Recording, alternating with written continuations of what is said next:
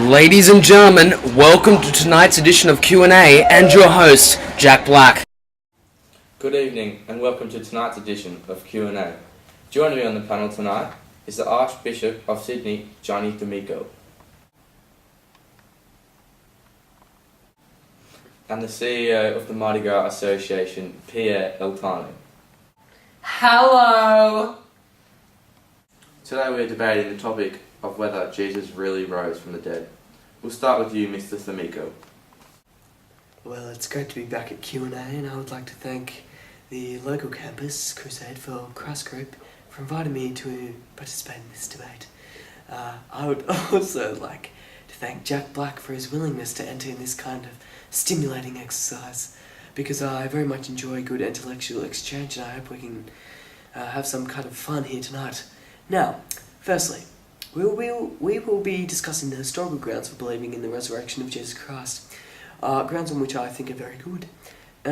It's like one's personal experience to see Jesus Christ. Now, clearly something happened in Palestine that has had a remarkable impact on the Christian faith and the world as we know it. The issue is, what is the best explanation for what happened? What is needed as an alternative hypothesis for this experience? Yes. It's a comparison of hypotheses which we must compare and see which one stands the most correct. Now, it can be shown that the tomb of Jesus was found empty, that he did physically, bodily appear to many people after his death, and that origin of the Christian faith is inexplicable apart from the real resurrection. There is no plausible natural explanation that fits the data. One can rationally conclude that Jesus rose from the dead. Now, the first reason is, the writings about the resurrection are too early for legend to prevail over the truth. The gospel accounts for the experiences are too early to be legendary.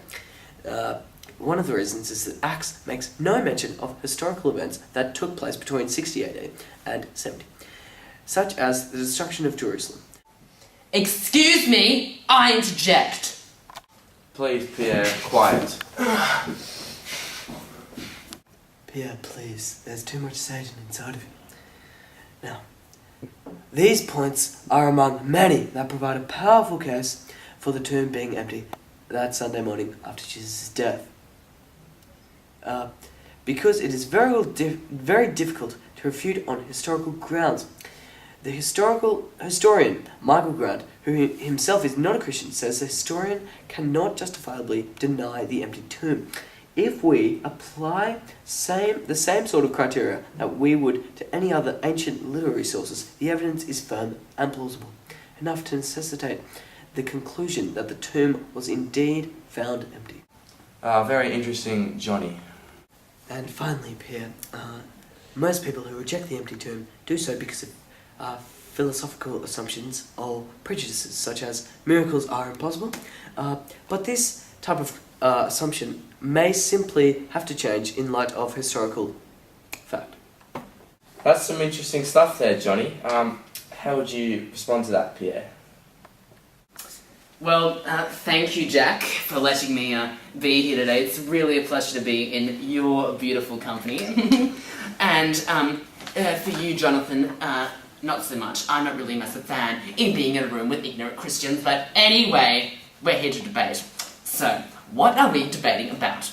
Jesus dying on the cross and coming back for life. I think anyone here with a brain calls bull crap. But why? That's what we need to discuss, am I right? Firstly, if he wanted to prove that he was just dying on some cross and get everyone else to convert to this little thing called Christianity, why didn't he do it in this age, where we could film it on video camera and everyone could have a coffee and the Bible could be a movie? Yes, I like that. That's box office success. And also, Mr. Jonathan, I'm a Christian. Woo, I'm a priest. Whoopee-doo. Why don't I have some scientific evidence of this? Did the disciples come and give him a defibrillator, huh? How did he come back to life? How many people do you know that come back to life? Was he touched by God? Oh, hey, Jesus. Bam! Heart back to life! Whoopee-doo! Sins forgiven. Apparently my sexuality's a sin. Wow. Yeah. Also, Mr. Jonathan, the historians are just going on and on about how Jesus rose from the dead. Only 4 guys saw it. Scam? Anyone else in this audience feeling that? Yeah. It's absolutely unbelievable. I mean, do you believe in Narnia? I don't believe in Narnia. Yeah, that's preposterous. You know what else really confuses me about this whole thing? Right? So, after he rises back to life, rather than showing himself to the general public, which would be what you would think you would do if you wanted to prove you're the Son of God, no, he just goes to his 12 little besties, who seem to only write things about Jesus, some of the few people, and they seem to love it. They say, why only them? Why not the general public? Is anyone else thinking fiction? Maybe. Sorry to interrupt there, Pierre, but that's all we've got time for. So that was a great debate, and we may never find the true answer. Did Jesus really resurrect from the dead?